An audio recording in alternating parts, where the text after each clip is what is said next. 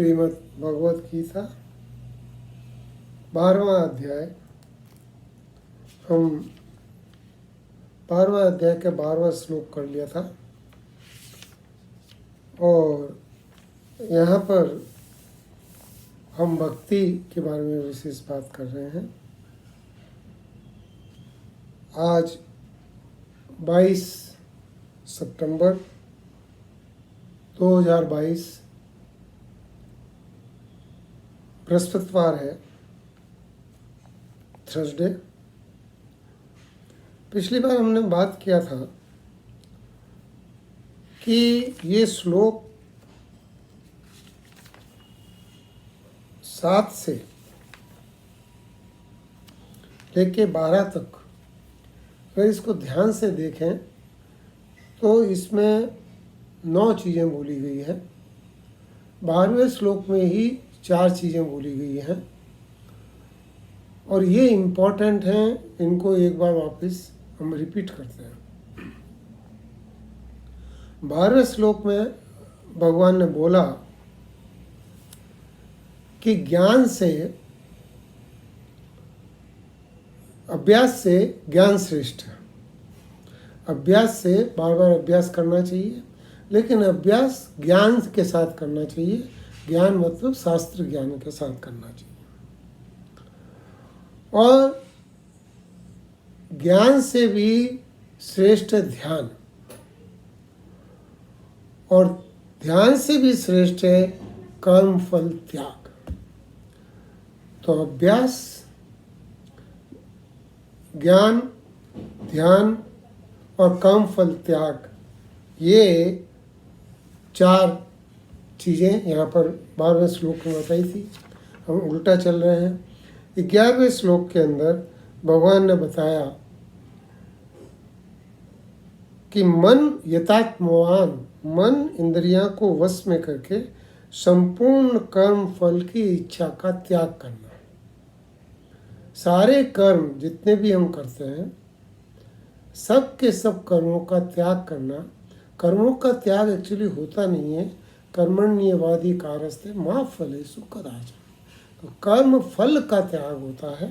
तो 11वें श्लोक में बताया कि सर्व कर्म फल का त्याग कर। इससे ऊंची भक्ति जो बताई वो ये बताई कि तुम मेरे लिए कर्म करता हुआ सिद्धि को प्राप्त कर। 7वें अध्याय में भगवान ने बताया था हजारों में कोई एक होता है जो सिद्धि को प्राप्त होता है।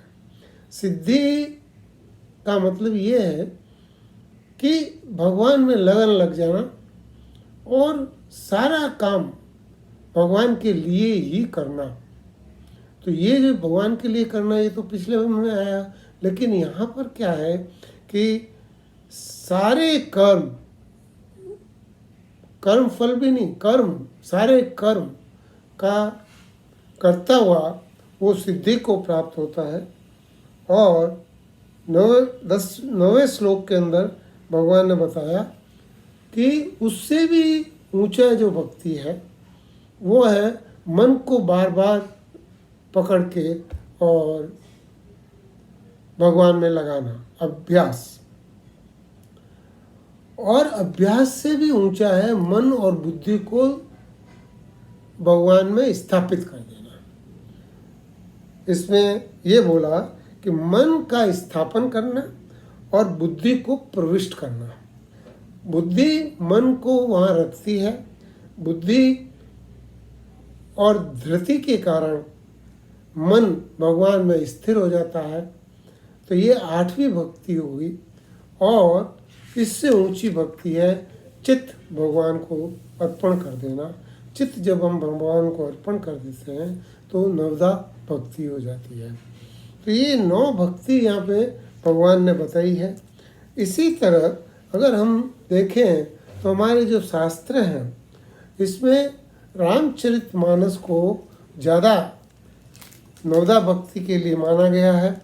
और तुलसीदास जी बहुत ही सुंदर बात करते हैं। जब सबरी से भगवान मिलते हैं तो भगवान राम उनको बोलते हैं, हे भामिनी।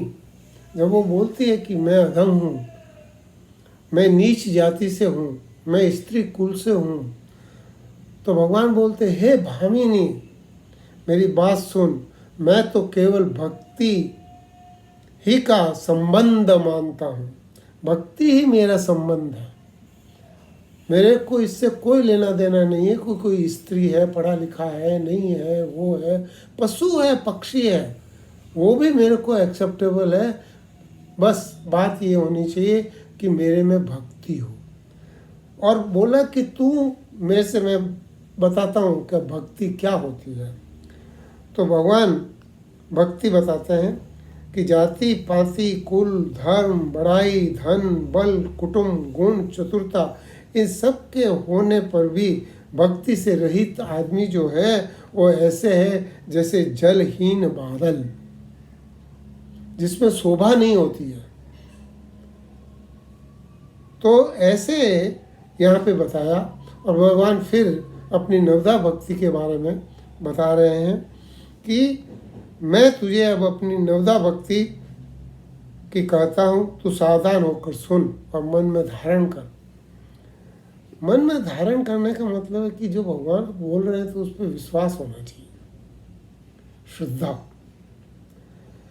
पहली भक्ति है संतों का सत्संग, दूसरी भक्ति है कथा प्रसंग में प्रेम, तीसरी भक्ति भगवान ने बताया कि अभिमान रहित होकर गुरु के करण कमलों की सेवा करना, चरण कमलों की सेवा करना।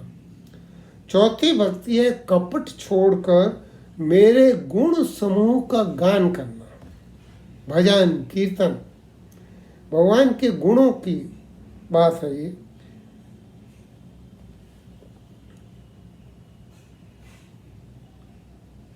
मेरे भगवान बोलते हैं, मेरे राम भगवान बोल रहे हैं, मेरे मंत्र का जाप और मुझ में दृढ़ विश्वास, श्रद्धा, पूरी विश्वास, यह पांचवी भक्ति है। वेदों में प्रसिद्ध है, इसको बताया, ये वेदों में बहुत ज़्यादा प्रसिद्ध। श्रद्धा के बगैर भगवान की प्राप्ति हो नहीं सकती। तो ये यहाँ पर पांचवी भक्ति बताई है। छठी भक्ति बोला इंद्रियों का निग्रह करना, शील, अच्छा स्वभाव, बहुत कार्यों से वैराग्य, संत, निरंतर संत पुरुषों के धर्माचरण, उनके अनुकूल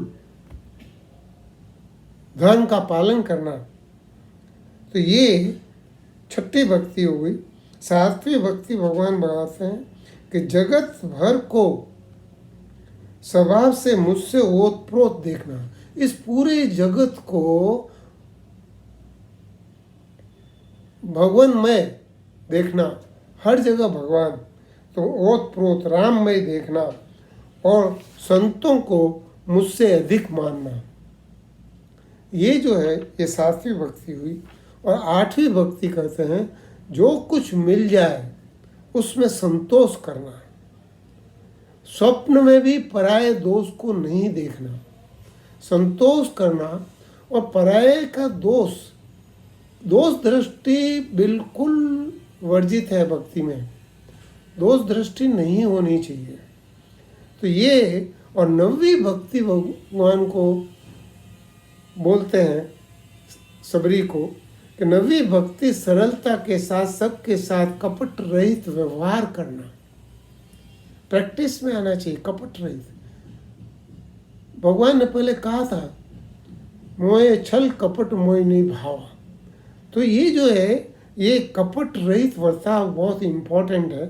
हृदय में मेरा भरोसा रखना, किसी भी अवस्था में हर्ष हो या दैन्य स्थिति हो, विषाद हो, तो उसको अपना नहीं मानना। इस नौ में से जिसमें एक भी भक्ति भगवान बोलते हैं आती है, तो उनको 9 भक्तियां मैं दे देता हूँ।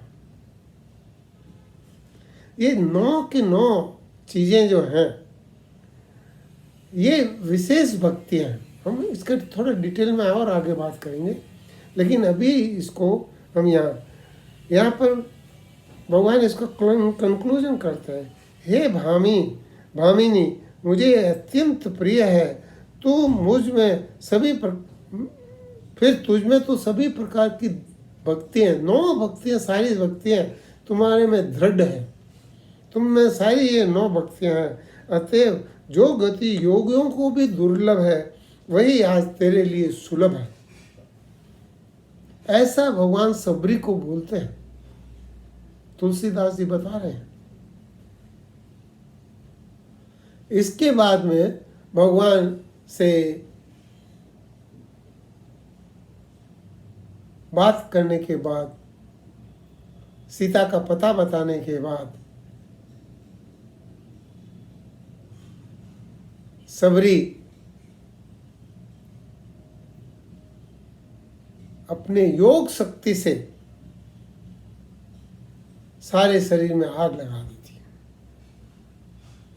भगवान के सामने ये जो चीज है, ये यहाँ पे भक्ति बताया है। इसी तरह एक्चुअली क्या कि रामायण बहुत लिखी गई है, पर मुख्य रामायण 3 है। एक अध्यात्म रामायण जो कहा है कि भगवान वेद व्यास ने लिखी है, एक तुलसी रामायण रामचरितमानस, और एक वाल्मीकि रामायण। तो हम अध्यात्म रामायण में भी देखते हैं कि क्या कहा है इसके अंदर।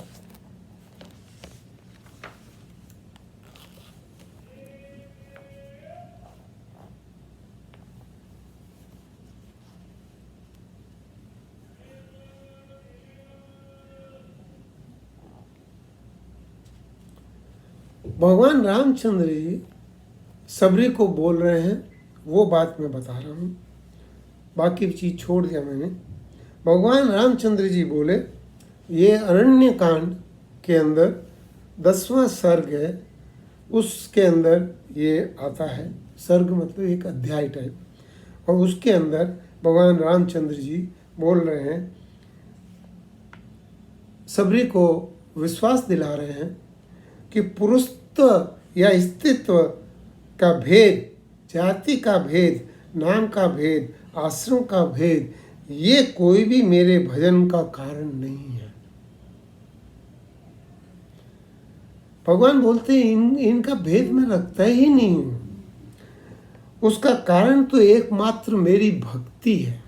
मेरे में अगर कहीं व्यवहार के अंदर डिफरेंस आ रहा है तो भक्ति के कारण है। भगवान बोलते मैं भक्तों का विशेष ध्यान रखता हूँ, भक्तों के पीछे पीछे चलता हूँ, उनकी धूली मेरे ऊपर गिरे ऐसी है। तो वो क्या कहते हैं, एकमात्र मेरी भक्ति ही है, जो मेरी भक्ति से विमुख है वे यज्ञ, दान, तप, वेद अध्ययन आदि किसी भी कर्म से मुझे नहीं देख सकते। अतः हे भामिनी, मैंने तेरे को दर्शन दिया है तो कुछ तो तेरे में विशेष बात है, और ये मैं बताता हूँ। मैं संक्षेप में अपनी भक्ति के साधनों का वर्णन कर रहा हूँ। उनमें पहला साधन तो सत्संग है। सत्संग के बगैर कुछ नहीं हो सकता, तो पहला साधन सत्संग है, सत्संगी अभ्यास है। मेरे जन्म, कर्म, कथा, कीर्तन ये दूसरा साधन है, ये शास्त्र ज्ञान है। जन्म कर्म च मे दिव्यम एवं यो वेति तत्वतः त्यक्त्वा देहम पुनर्जन्म नेति मामेति सो अर्जुन। जिसने मेरे जन्म कर्म को समझ लिया वो फिर मृत्यु को प्राप्त नहीं होता है। मेरे गुणों की चर्चा करना, अब ये इतना ही नहीं, भगवान बोलते हैं कि मेरे गुणों की चर्चा करनी चाहिए। और चर्चा किन में, आगे कहीं पे बताया है कि जो मेरे में श्रद्धा रखते हैं। तीसरा उपाय है गुणों की चर्चा करना, मेरे वाक्यों का व्याख्यान करना। वाक्य भगवान ने जहाँ कहीं भी जो चीज़ बोली है उसको सरलता से किसी को समझाना, ये व्याख्या कहलाता है। भगवान बोलते हैं जो मेरे को मेरे गीता या उपनिषद या कहीं भी मेरे जो भी वचन है उन वचनों को सरलता से किसी को समझाता है तो वो चौथा साधन है। हे भद्रे, अपने गुरुदेव से निष्कपट होकर भगवत बुद्धि से सेवा करना पांचवा साधन है। गुरु की सेवा करना और वो भी निष्कपट। सबरी ने तो गुरु की सेवा, सबरी का कोई मुकाबला नहीं है। पवित्र स्वभाव, यम नियम आदि का पालन करना, मेरी पूजा में सदा प्रेम रहना, ये छठा। मेरी पूजा में सदा प्रेम होना, ये छठी भक्ति है। मेरे मंत्र, भगवान बोलते हैं मैंने कुछ मंत्र दिए हैं। गीता में भी जगह जगह भगवान ने मंत्र दिए हैं। वैसे तो कहते हैं कि हर मंत्र, हर श्लोक ही एक मंत्र है गीता का, क्योंकि सब भगवान के मुख से बोला गया है। लेकिन कहीं कहीं पे भगवान ने बहुत ही प्यार से वो श्लोक सिरका दिया है, बोले मेरा मत है। ऐसा कई जगह बोला है। और जहाँ मत है बोला है, हम ज़्यादातर गलतियां वहीं करते हैं। तो ये भगवान के मंत्र हैं। तो भगवान के मंत्र जो भगवान के मुख से बोले गए हैं, उसका संगोपासना करना सातवां साधन कहा गया है। मेरे भक्तों को मुझसे भी अधिक पूजन करना। भगवान बोलते मेरे भक्त हैं, इनको मेरे से अधिक जानना, इनकी पूजा करना, समस्त प्राणियों के अंदर मेरी भावना करना, बाह्य पदार्थ जितने भी दिखते हैं उन सब से वैराग्य। ये जो हम पांचों इंद्रियों से जो भोग करते हैं उन सब से वैराग्य। भोग का मतलब ये नहीं कहा कि भोग नहीं करना है, बोला कि उसमें आसक्ति नहीं होनी चाहिए, उनसे वैराग्य होना चाहिए। वैराग्य करना, सम दम आदि साधनों से संपन्न होना, ये आठवीं भक्ति है। अपने इसको नियंत्रित करना, शरीर को। इसमें एक बार वापस बताता हूँ। मेरे भक्तों का मुझसे अधिक पूजन करना, ये दास्य भाव से होता है, बहुत बहुत मुश्किल है। समस्त प्राणियों में मेरी भावना करना, बाह्य पदार्थों का वैराग्य, जो बाहर के जितने भी पदार्थ हैं उनका वैराग्य, इस संसार से वैराग्य, और सम आदि दम से संपन्न होना, यह मेरी भक्ति का आठवां साधन है। और मेरे तत्व पे विचार करना, ये बोला नौवां साधन है। देखिए, जो तुलसी रामायण में बोला है, जो यहाँ बोला है, इसमें थोड़ा बहुत आगे पीछे हो सकता है, लेकिन वही चीजें हैं। सिर्फ ये है कि शब्द बदल गए, भाषा बदल गई। क्योंकि रामचरितमानस में तुलसी राम जी उनको पुरुषोत्तम मान के, पुरुष और पुरुष में उत्तम, तो ऐसा व्यवहार पूरा ही उसमें हुआ है। जबकि अध्यात्म रामायण में भगवान वेद व्यास ने उनको ब्रह्म ही माना है। ब्रह्म मान के और ये पूरी अध्यात्म रामायण लिखी गई है। तो यहाँ पर बोले कि ये मेरा नौवां साधन है। हे भामिनी, इस प्रकार ये 9 प्रकार की भक्ति है। हे शुभ लक्षणे, जिस किसी में ये साधन होते हैं, वो स्त्री हो, पुरुष हो, पशु हो, पक्षी हो, आदि कोई भी हो, और उसमें प्रेम लक्षणा भक्ति का आविर्भाव उसके अंदर जागृत हो जाता है।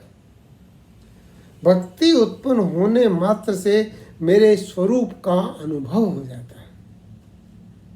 भगवान बोलते हैं कि जब ये भक्ति दृढ़ हो जाती है तत्व पे विचार करने से, ये भक्ति दृढ़ हो जाती है।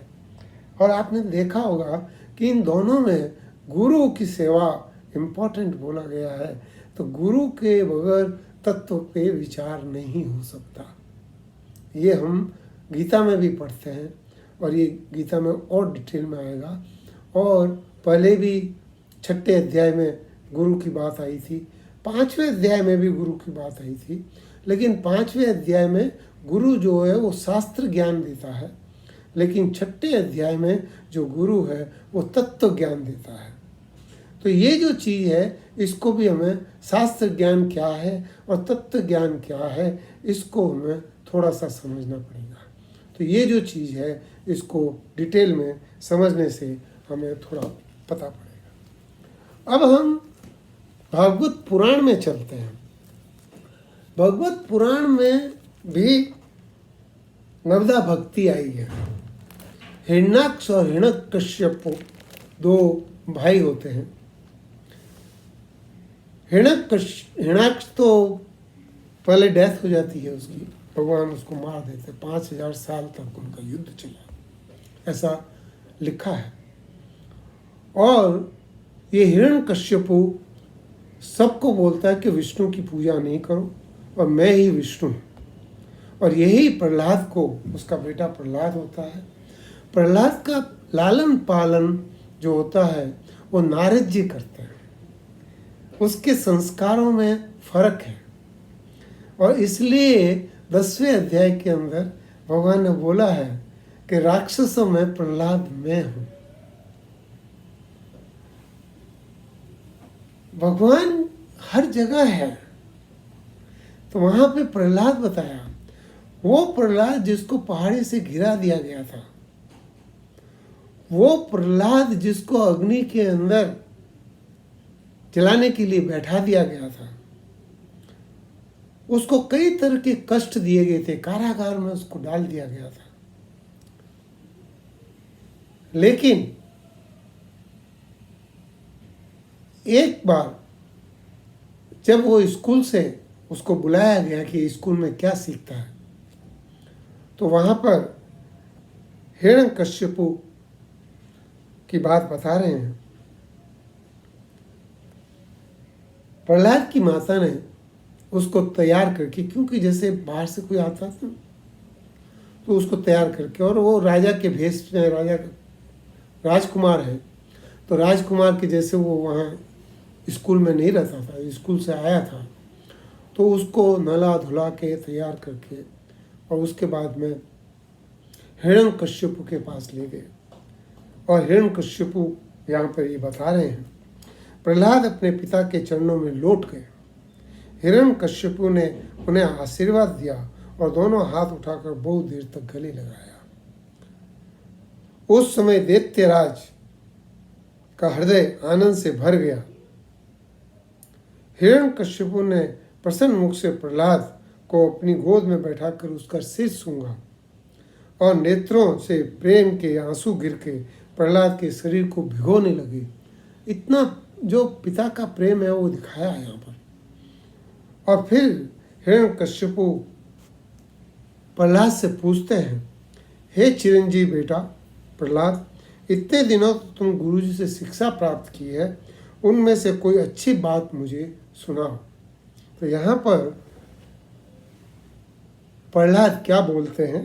प्रहलाद उवाच स्वर्णं कीर्तन विष्णो स्मरं पाद सेवनम अर्चनम वंदनम दास्यम संख्यम आत्मा निवेदनम। एक श्लोक में नवदा भक्ति बता दिया। क्या कहते हैं? पिताजी, भगवान विष्णु की भक्ति के 9 भेद हैं। भगवान की गुण लीला, भगवान के गुण लीला और नाम आदि का श्रवण करना, वही सत्संग। उन्हीं का कीर्तन करना, कथावाचन, उन्हीं का रूप नाम आदि का स्मरण करना, उनके चरणों की सेवा करना। ये यहाँ पे जो उनके चरणों की सेवा करना, ये गुरु की सेवा करना भी आ जाता है। पूजा अर्चना करना, वंदन करना, दास्य भाव। ये संसार में जब सब परमात्मा है तो मैं किससे बैर करूं? तो दास्य भाव भी सब में होना चाहिए, सबके प्रति दास्य भाव होना चाहिए। संख्य ज्ञान, सांख्य योग जो है ना, सांख्य योग कोई संख्य, तो ज्ञान होना चाहिए। अज्ञान की परत जब तक हटती नहीं है तब तक भगवान का दर्शन होता नहीं है। आप कितना भी चित्त को शुद्ध कर लीजिए, चित्त शुद्ध हो जाएगा, निर्मल हो जाएगा, लेकिन उसके ऊपर जो अज्ञान की परत है उसको हटाना पड़ता है। तो संख्य विशेष है, और संख्य के बाद में आत्मनिवेदन है। आत्मनिवेदन वही तत्व विचार, जो उसमें तत्व विचार बताया था, वही आत्मनिवेदन है। तो ये 9 तरह की भक्ति यहाँ पर बताई है। 9 तरह की भक्ति गीता में भी बोली गई है, रामायण में भी बोली गई है, और ये पुराण में भी बोली गई है। इनको अगर आप मिला दो तो कोई इनमें डिफरेंस नहीं रहता है। लेकिन एक चीज है, इनमें जो पहली 4 भक्तियां आती हैं, जो इसमें भी पहली से 9वीं बताया है, गीता में नहीं बताया है, लेकिन गीता में सबसे उत्तम भक्ति कौन सी है? चित्त को भगवान में अर्पण कर देना। तो 9 से ऊपर चलती है, 9, 8, 7 इस तरह से नीचे उतरती हुई 1 पे आती है, और 1 पे अभ्यास आता है।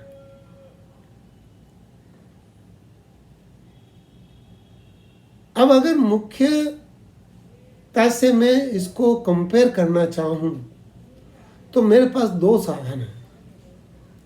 एक तो शंकराचार्य की कमेंट्री है। शंकराचार्य जी की कमेंट्री बहुत गहरी है, लेकिन साथ साथ में बिल्कुल मैथमेटिक्स के जैसे है, क्योंकि उन्होंने कहा कि भगवान को प्रवृत्ति से भी प्राप्त कर सकते हैं और निवृत्ति से भी प्राप्त कर सकते हैं। और उनके पूरे विवेचन में, व्याख्यान में, प्रवृत्ति और निवृत्ति के 2 जो माध्यम हैं, उन्हीं माध्यम का वर्णन है। जब 9वीं भक्ति और 8वीं भक्ति बताते हैं वो निवृत्ति मार्ग हैं, और 7वीं से जितने भी हैं वो प्रवृत्ति मार्ग हैं। उनमें अगर मैं उससे देखूं तो 1 से लेके 4 तक जो भक्तियां हैं, वो चारों भक्तियां लौकिक हैं। लौकिक का मतलब ये है कि हम संसार के व्यवहार में उसको सीख सकते हैं, उसके लिए हमें कहीं जाने की जरूरत नहीं है, संसार के व्यवहार से सीख सकते हैं। वो 9 भक्तियों में 4 भक्तियां कौन सी है? कि अभ्यास, ज्ञान, ध्यान और कर्मफल त्याग। कई बार होता है कि हमारे को कुछ मिलता है और वो हम नहीं लेके हम किसी भूखे को खिला दिया, उसका आनंद आप हम सब ने लिया होगा। कहीं पे भी, जैसे स्कूल के अंदर भी, मान लीजिए एग्जाम का टाइम है, आप अपने तैयारी करके 2-3 तरह के पेन लेके गए, पेंसिल लेके गए, रबड़ लेके गए, लेकिन वहाँ पे कोई एक बच्चा कुछ चीज़ लाना भूल गया, तो आप क्या करते हैं कि आप अपने उसमें से वो पेन निकाल के, वो रबड़ निकाल के, वो पेंसिल निकाल के उसको दे देते हैं। ये जो उसको दे देते हैं, ये कर्म फल का त्याग है, क्योंकि मैंने सोचा था कि मैं ये चीज़ें लेके जाऊंगा और इससे मैं एग्ज़ाम दूंगा, लेकिन वहाँ पर स्थिति कुछ ऐसी हो गई तो मैंने उसमें से कोई चीज़ किसी को दे दी। और ये सब हर इंसान के उसमें हुआ होगा, और उस समय आपको जो आनंद की अनुभूति हुई है, वो आनंद की अनुभूति आपको हुई होगी। आप कोई इम्पोर्टेंट काम के लिए जा रहे हैं, आप ऑफिस जा रहे हैं और रास्ते में किसी का एक्सीडेंट हो गया और उसको आपने मन में विचार आया कि इसको अस्पताल पहुंचा दूं, और आपने उसको अस्पताल पहुंचा दिया। आप उसको जानते नहीं हैं, कुछ नहीं जानते हैं, कुछ नहीं है, लेकिन जब आप उसके बारे में विचार करते हैं तो आपको लगता है आज मैंने अच्छा काम किया। ये कर्म फल त्याग है। कर्म फल त्याग समय निकाल के भी हो सकता है, कर्म फल त्याग संपत्ति का विभाजन करके भी हो सकता है, कर्म फल का त्याग रिश्तों के अंदर जो आसक्ति है उसको कम करके भी हो सकता है। तो ये जो कर्म फल का त्याग होता है, ये कर्म फल का त्याग वो जो सब ध्यान करके हम जो करते हैं उससे भी श्रेष्ठ है। अभ्यास, ज्ञान, ध्यान और उससे भी श्रेष्ठ है कर्म फल का त्याग। तो अब देखिए, ये 4 भक्ति मैं इनमें से लूँगा और आप इसको ठीक से समझने की कोशिश कीजिएगा। मैं पहले प्रहलाद की लेता हूँ कि प्रहलाद का क्या है, श्रणवम, श्रणव सत्संग। रामायण में क्या है, सत्संग, सत्संग करना, ये बार बार अभ्यास, अभ्यास है सत्संग। दूसरा है कीर्तन। कीर्तन क्या है कि मैं बोलता हूँ, मैं किसी को बताता हूँ, और आज तो मैं वहाँ गया था, ये सुना था, ये बहुत अच्छा चीज़ है। ये कथा विवेचन है, ये भगवान की कथा को बोलना है। जो है ये कीर्तन, इसको भजन भी कर सकते हैं, कथा वाचन भी बोल सकते हैं, जो भी नाम आप किसको दो। तो ये क्या है कि शास्त्र ज्ञान है। ये दूसरा जो भगवान ने यहाँ पे बताया है, राम सुखदास जी लिखते हैं, ये शास्त्र ज्ञान है। तो पहला सत्संग, दूसरा शास्त्र ज्ञान, ये यहाँ पर आ गया। और फिर पूजा अर्चा, कीर्तन, और उसका रूप नाम आदि का स्मरण, रूप नाम आदि का स्मरण, चिंतन, जो आपने श्रवण किया, सत्संग में गए, श्रवण किया, जो श्रवण किया उसका चिंतन। ये चिंतन क्या है, ये ध्यान है, ये भगवान का ध्यान लगाना, और ये चीज यहाँ पे आई है। और चौथा है सेवा। सेवा बड़ी ही विचित्र चीज है। जितनी भी धर्म है, जो भी 8-9 तरह के धर्म बताए गए हैं या लोग मानते हैं और कहते हैं कि भारत में तो सब धर्म है, जो मुख्य धर्म है, हर धर्म में सेवा का स्थान है, राम नाम जप का स्थान है, पूजा अर्चना का स्थान है। ये सेवा क्यों विशेष है कि सेवा में हम कर्म करते हैं दूसरों के लिए। कर्म लौकिक है, लौकिक मतलब इन आंखों से, इंद्रियों से सबसे दिखता है, लेकिन इसका फल अलौकिक है। यही एक साधन है जिस साधन का फल अलौकिक है। जब आप सेवा करते हैं तो वो प्रसन्न होता है, जो सेवा लेता है उसकी प्रसन्नता के लिए आप करते हो। जब उसकी प्रसन्नता होती है तो आप समझते हैं कि भगवान प्रसन्न हुए। ये जो चीज होती है प्रसन्नता, के अंदर जो आपका स्वभाव बनता है, सेवा करने से जो आपके स्वभाव में परिवर्तन आता है, वो अलौकिक है। सेवा करने से हमारे अंदर एक विचित्र परिवर्तन आता है। ये जो चीज है, ये उन्हीं लोगों को पता है जो सेवा को बड़े ध्यान से करते हैं, और जो ध्यान से नहीं करते हैं उनको भी पता है। वो भी जानते हैं कि उस समय मैंने ये किया था, मेरे को अच्छा लगा था, क्योंकि वो गुणों के बाहर नहीं निकल सकते। लेकिन उनको पता है, उनको पता है कि ऐसे व्यवहार के अंदर मैंने सेवा की थी। तो ये जो चीज है, सत्संग, श्रवण, मनन और सेवा, ये वही है अभ्यास, शास्त्र ज्ञान, ध्यान और कर्म फल त्याग। उस समय के लिए छोटे समय के लिए मैंने कर्म फल का त्याग किया। क्या कि आज ऑफिस नहीं जाके मैंने उसको अस्पताल पहुंचाया, ऑफिस 3 घंटे लेट पहुंचा। अब क्या कहेगा बॉस, क्या बात होगी, क्या नहीं होगी, बहुत कुछ हो सकता है। लेकिन ज़्यादातर देखा गया है कि जब आप जाते हैं और ये बात बोलते हैं तो बॉस कहता है अच्छा है, ठीक है। तो वो भी उससे इफेक्ट होता है। तो ये जो 4 है ये लौकिक है।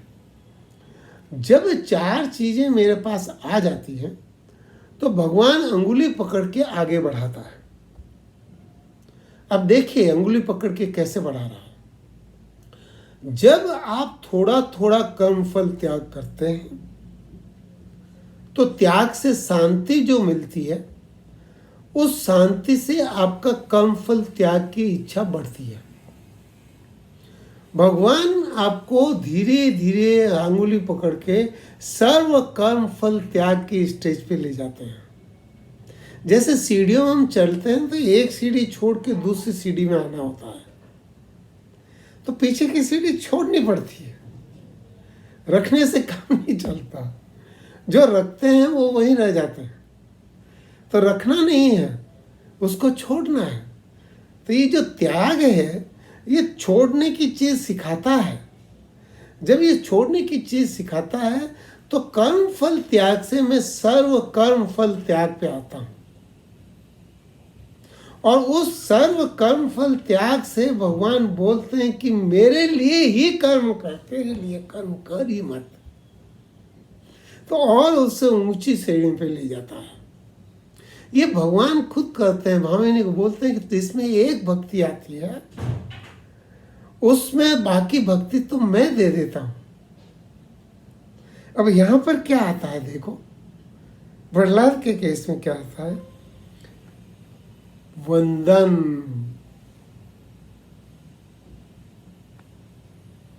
चरणों की सेवा, पूजा अर्चा और वंदन। पूजा अर्चा, जब आप पूजा अर्चा करते हैं तो आप उसके अंदर और ज्यादा गूढ़ जाते हैं, मतलब और आपको ज्यादा टाइम निकालना पड़ता है, और ज्यादा आपका कर्मफल त्याग होता है। तो ये जो है ये पूजा अर्चा धीरे धीरे आपको सर्व कर्मफल त्याग की तरफ ले जाती है। और जो ये वंदन है, वंदन का मतलब ये है कि मैं सबको परमात्मा मानता हूं। जब हम कहते हैं सबको परमात्मा मानता हूं, तो मैं जो कुछ कर रहा हूं वो किसके लिए कर रहा हूं, कि परमात्मा के लिए कर रहा हूं। तो भगवान कहते हैं कि जो कुछ कर रहा है वो मेरे लिए कर। तो ये वंदन में मैंने सब पृथ्वी पे जितने सब कुछ है उसको परमात्मा माना, अब मैं जो कुछ भी कर रहा हूं तो वो इन पृथ्वी के लिए कर रहा हूं, पृथ्वी में जो भी चर अचर या जो कुछ भी है उसके लिए कर रहा हूं। तो ऐसा जब मैं मानता हूं तो मेरी आसक्ति मिटती है, और आसक्ति मिटने के कारण वो कर्म मेरा नहीं रह के भगवान का कर्म हो जाता है।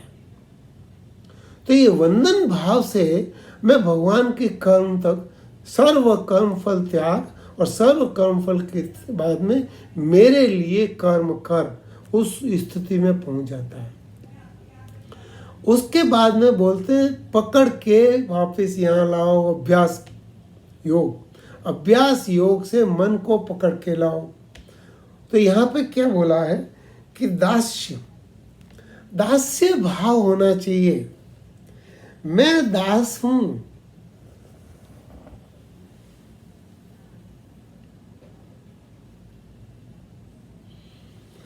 अध्यात्म रामायण में इसकी बड़ी विशेष बात आई है।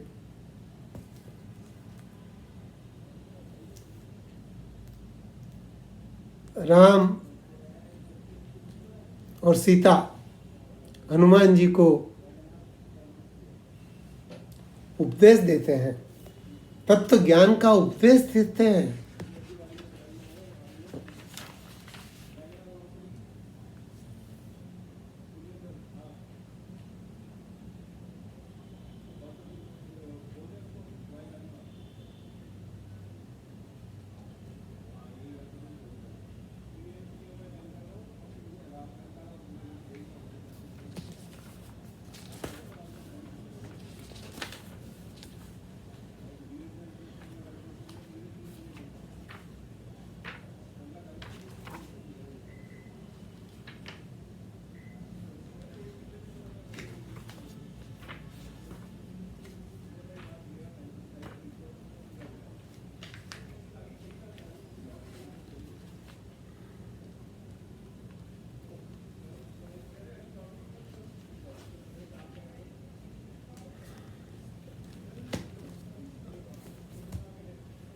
उस उपदेश में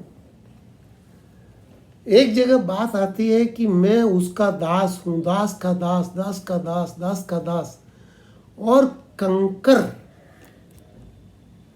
मैं दास के दास का कंकर हूं। देखिए कंकर क्या होता है आप हम जानते हैं। भगवान के पहुंचने तक के लिए, भगवान का रास्ता बनाने के लिए कंकर बन गए। दास्य भाव, ये दास्य भाव बहुत इंपॉर्टेंट है। दास्य भाव जब होता है तो कुछ करना ही नहीं, बस मेरे को भगवान के पास लाना है। इसमें तो बस मैं तो भगवान का काम यही है कि मन जहाँ गया वहाँ से पकड़ के उसको भगवान के पास लाना, फिर गया पकड़ के भगवान। मेरा और कोई काम ही नहीं है।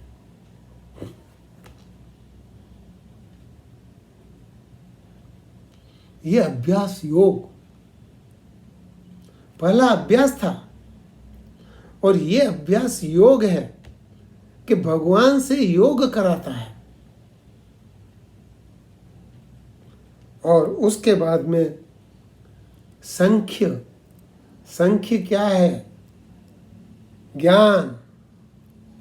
और ज्ञान क्या है? मन और बुद्धि। मन बुद्धि भगवान में लगा दो। ज्ञान किसका? कि भगवान का। जो भगवान का है वही ज्ञान है, ब्रह्म ज्ञान। गीता में बार बार बोला है, गुह्य से गुह्यतरम गुह्यतम। गुह्यतम, गुह्यतम क्या है? कि उस ब्रह्म का ध्यान,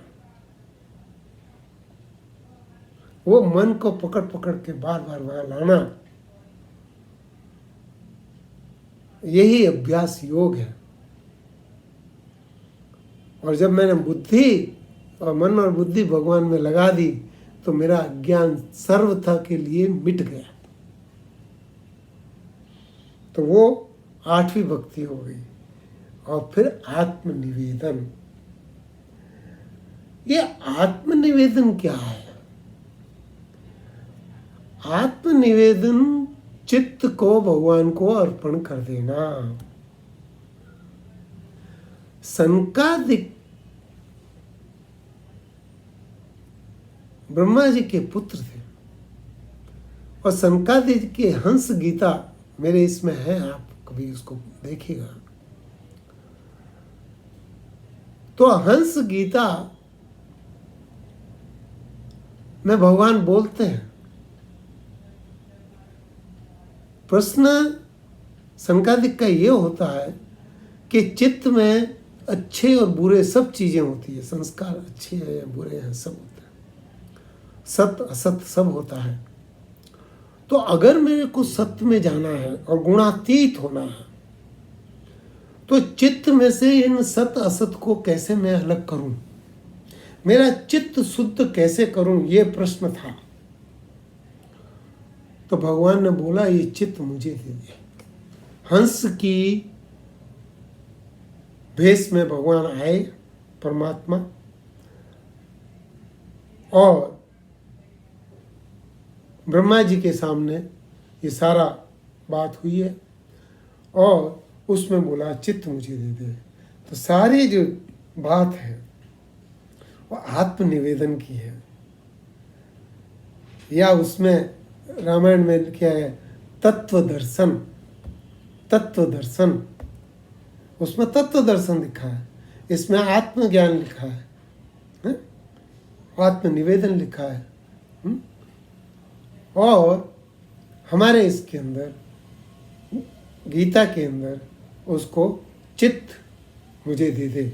और वो क्या क्या कर रहे हैं, बड़े बड़ी स्पेशल बात बोल रहे हैं वहाँ पर बोल रहे हैं, ऐसी बात कहीं नहीं कही है।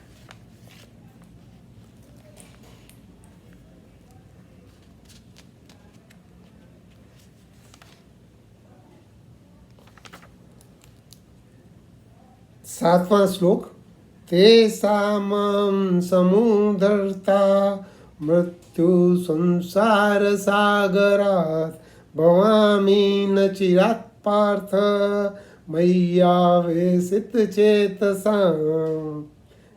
हे पार्थ, मुझे अपना चित्त दे दे। जो मुझ में चित्त को आविष्ट कर देता है उसका मृत्यु संसार से मैं शीघ्र उद्धार कर देता हूं, शीघ्र उद्धार कर देता हूं।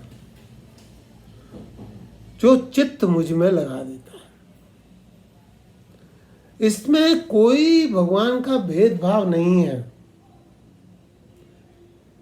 गजेंद्र मोक्ष आपको पता है, गजेंद्र का मोक्ष करने भगवान ने 1 सेकंड की देरी नहीं की।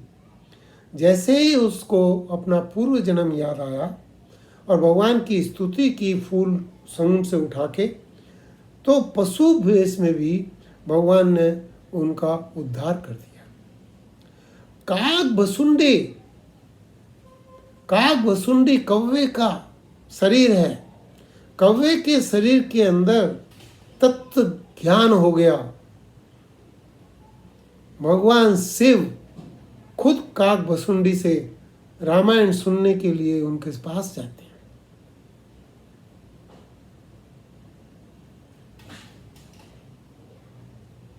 एक बार गरुड़ को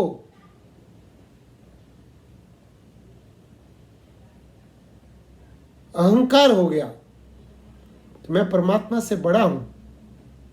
जब रावण से युद्ध हो रहा था, राम लक्ष्मण दोनों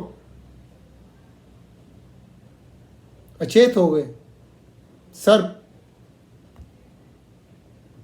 दस से।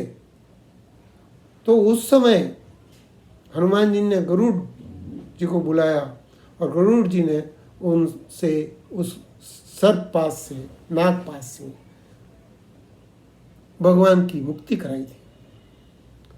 गरुड़ को अहंकार हो गया कि मैं भगवान से बड़ा हूं, तो उनको गरुड़ पक्षियों में सबसे बड़ा श्रेष्ठ है, उसको काग भसुंडी के पास भेजा। काक भसुंडी पक्षियों में सबसे नीच योनि में है,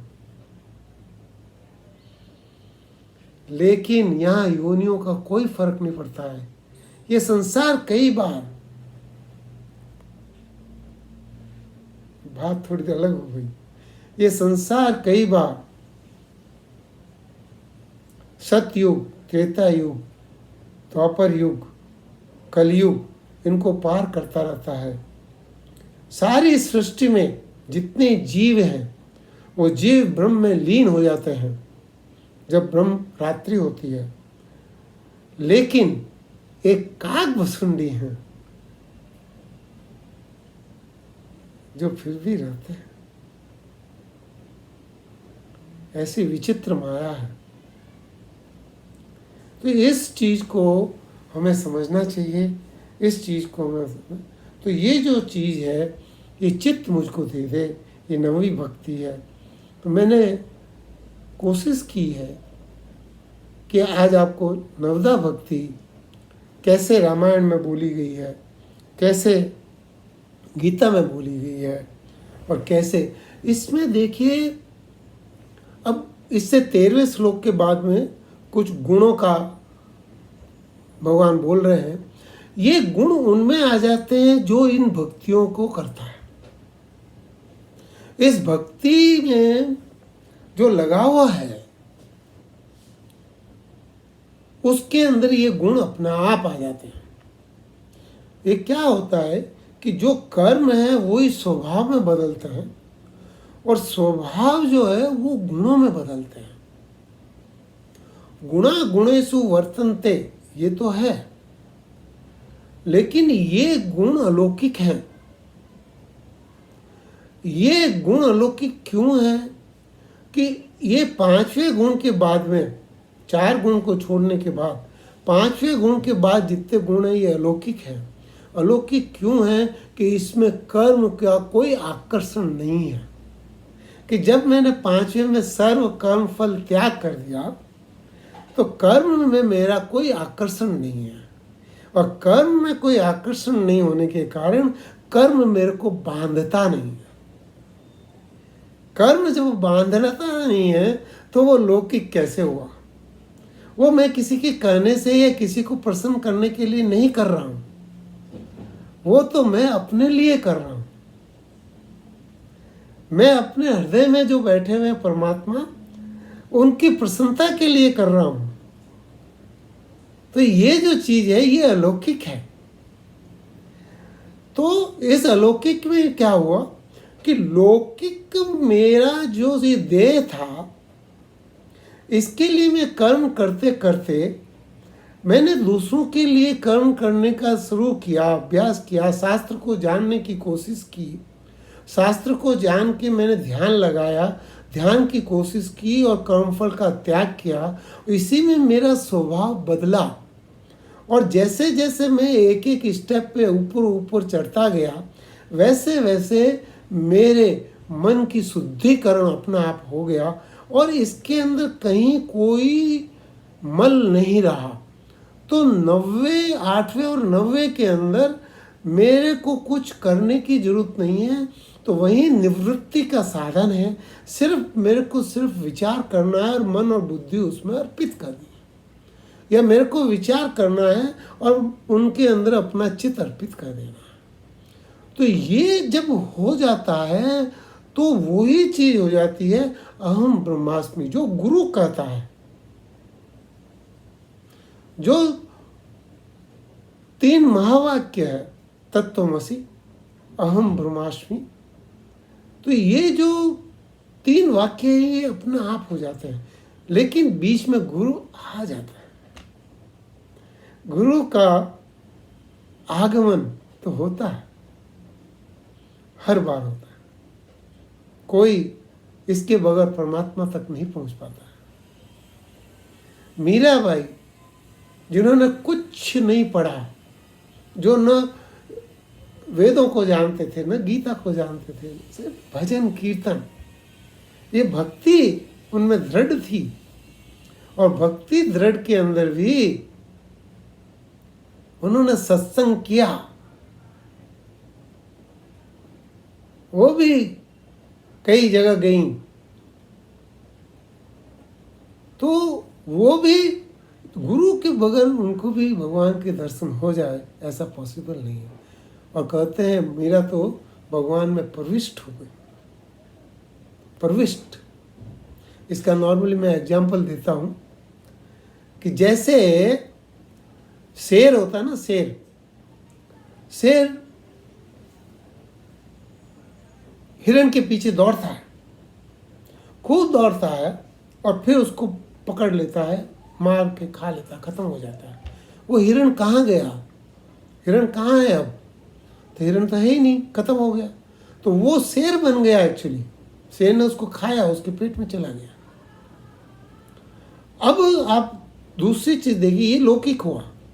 अब शेर के सिर में आप एक कैमरा लगा दीजिए, तो क्या लगेगा कि जैसे वो हिरण खुद शेर के पास आ रहा है।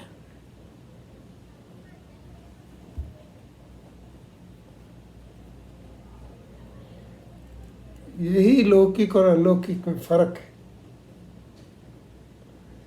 जब मैं भगवान की तरफ देख के, गेय 13वें अध्याय में बताया, गेय को देख के जब मैं ज्ञान की पराकाष्ठा पे पहुंचता हूं,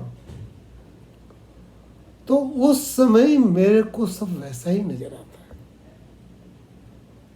एक मैं हूं और मेरे अलावा कुछ नहीं। ये अहंकार नहीं है, अहम ब्रह्मास्मि। तो ये जो चीज है, ये 8वीं और 9वीं भक्ति किए बगैर यहाँ तक नहीं पहुँच सकते। तो इसलिए इसका ये विशेष है। मेरे को उम्मीद है कि आपको ये सब पसंद आया होगा। समय ज़्यादा हो गया, मैं इसके लिए आपसे क्षमा मांगता हूँ, और हम अगले उसमें 13वें श्लोक से आगे करेंगे, और उन गुणों को इन 5-9 जितने भी हमारे भक्ति के स्टेजेज हैं, इनसे लिंक करने की कोशिश करेंगे। राम।